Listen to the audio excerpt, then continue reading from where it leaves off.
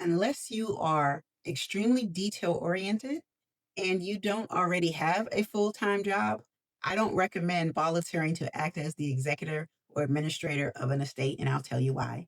I am attorney Stephanie Graham, and it is my job to keep your family out of probate court by drafting and creating estate plans that include trust plans to keep your family out of probate court and keep your assets in the family for generations upon generations to create a legacy. So, executive administrator, it's like being the CEO of a corporation, not management of the staff, but CEO of the corporation. That means you are responsible for everything under the sun. You can't let anybody else touch it except perhaps a bookkeeper and an accounting to help you with the numbers because they're professionals. They are going to create reports for you. But executor and administrator are difficult jobs. And let me tell you the difference between the two. An executor is appointed by the court based on a will that has been filed with probate court.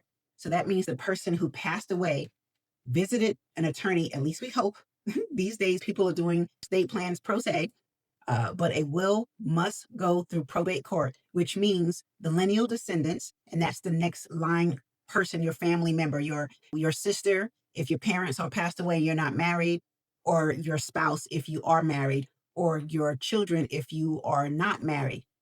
Those are your lineal descendants, and each of them have the right to object to the will. That's right.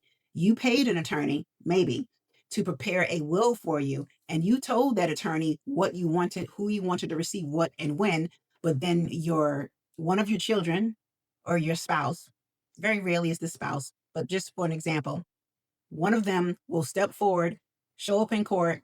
Sometimes they don't even show up in court because all they have to do is complete a piece of paper that says, I object. And they might not have to go to court for a year or two, but your estate will be tied up for that year or two. No one will be appointed. The assets will be frozen because of the will. The administrator is the exact same job, except there was no will in place.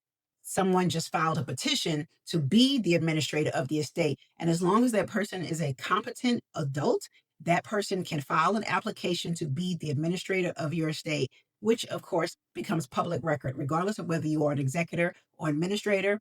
Now your assets are public record.